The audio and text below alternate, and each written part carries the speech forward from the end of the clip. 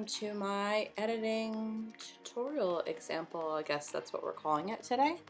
I get a lot of questions about how I edit skin so that I get rid of wrinkles and imperfections and acne and all of that stuff but still retain the skin texture.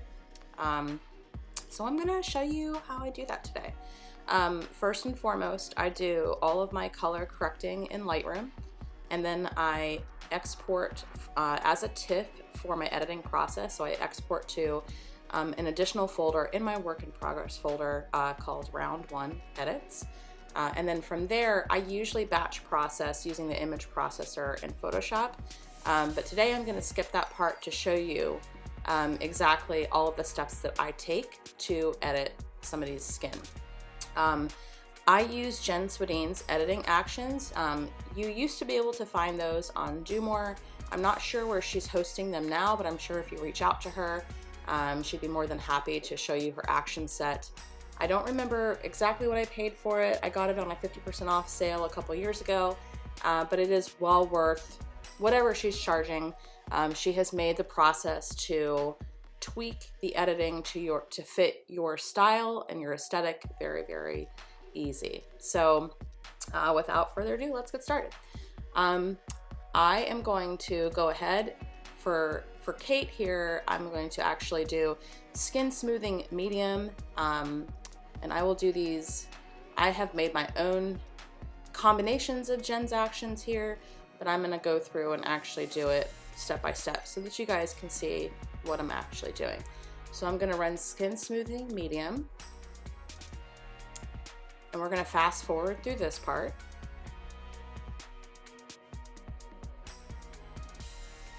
Okay, and the skin smoothing is done. I'm actually just going to stamp visible layer at top. So basically what this does is it takes a snapshot of all of the layers below and it stamps a current version to the top so you don't have to delete layers. I don't always do this. It is best practice. I get a little bit lazy and sometimes I just totally flatten to make it easier to work. So you do whatever works for you. I'm going to stamp visible layer. Okay, now I'm going to run my frequency separation. Let me first say that a lot of people are intimidated by frequency separation, and you can definitely overcook your images using it. However, it's really good to practice, screw up a few times as you learn what is going to fit you and your brand. So let's get started with that. Okay, so we've got our layers here. You can see the frequency separation group, the stamped layer that we created from these two bottom layers. And if you were to turn this skin smoothing off, nothing happens because the stamped layer is on top of it. Ooh, here we go. Okay, I edit using a Wacom pen. It's like their $80 Wacom tablet and pen combo. It's really all that I need. I also have a larger Intuos Wacom that I inherited from my dad that I have not set up yet.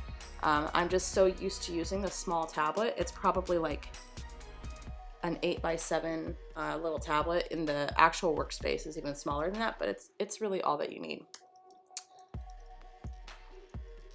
Jen has all of the actions set up here for you. So moist heavy mix, 10% wet, 5% load, 100% mix, and 100% flow. So that's all you really need to get started. I'm going to turn off this high texture layer and we're going to skin smooth. Ooh, and see, look at that. I'm doing it on the wrong layer. So let's undo. Here we go. And if you ever see yourself,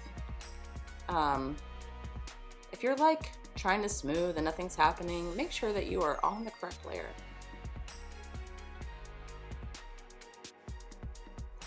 And you want to do small, even strokes. If you do like big, broad strokes side to side, you're actually going to create lines in the color layer, and you'll be able to see those later, and it'll probably irritate the crap out of you like it does me.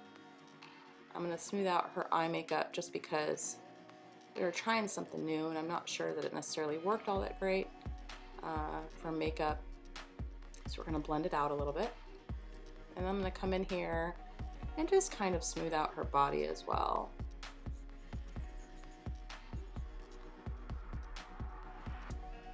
I'm a little bit OCD about consistency.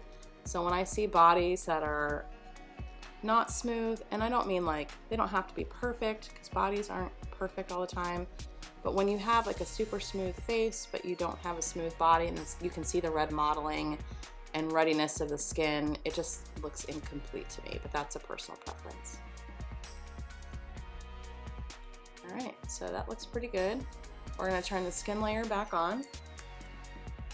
So as you can see here, she's still, I mean, you can still see some imperfections in the texture layer. So I'm going to change over to the clone stamp by pressing S. That's the short key for it. And I'm going to bring my flow down to about 14%. You can go higher or lower. The flow just is how many times you have to go over a specific spot to actually get it to match what you're doing. So I'm gonna clone from a smoother layer. I'm gonna go over like this.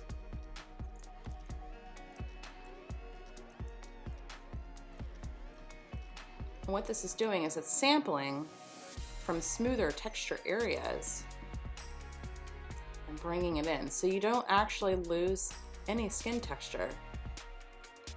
You're just bringing it in from somewhere else to make it look smoother.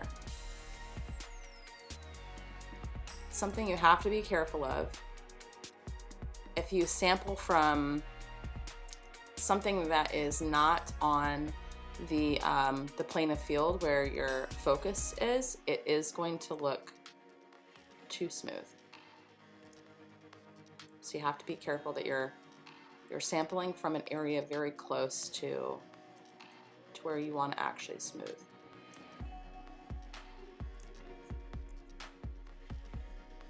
And this is a little muddy right here, so I'm going to come back to my color layer and I'm just going to blend this out a little bit more. Okay.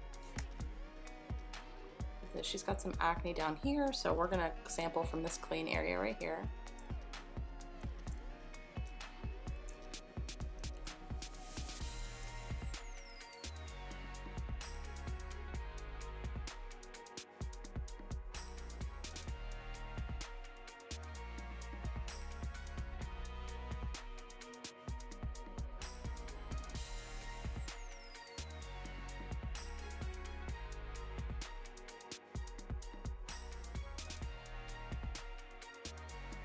And I can see some inconsistencies here, so I'm going to go back down to this layer, brush these out, and I'm going to come up here and brush this out. I would probably end up cleaning up these shadows, so I'm going to show you that too. We want to go back to brush, but we want to change our brush to just the regular brush tool. There's probably a better way of doing this. If there is, I don't know it, but this works for me. So I'm gonna sample from just below, and I'm just gonna brush this on. You wanna do it on a low flow setting so that you don't make it too white. You don't want to totally get rid of it, you just want to lighten it. And then I'm gonna go back to the clone stamp. We're gonna soften the texture in this area a little bit more.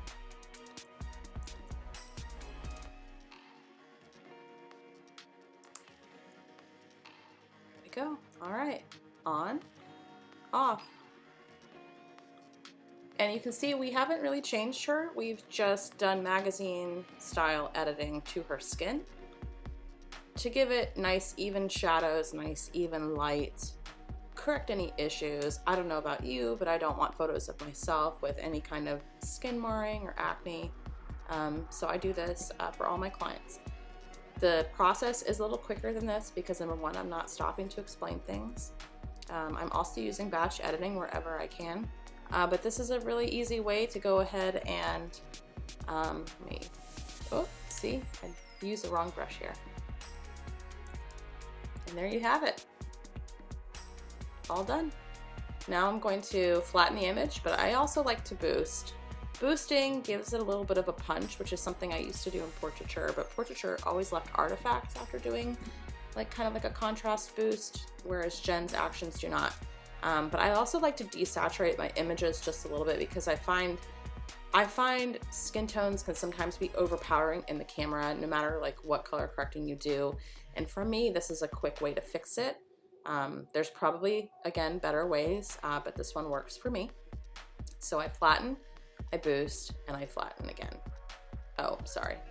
I flatten, boost. I have my own desaturate, which you can tell my spelling is great there, layer, and then I flatten again. And then it gives it just that nice, clean skin tone. There you have it, my editing process. Let me know if you guys have questions. Thanks.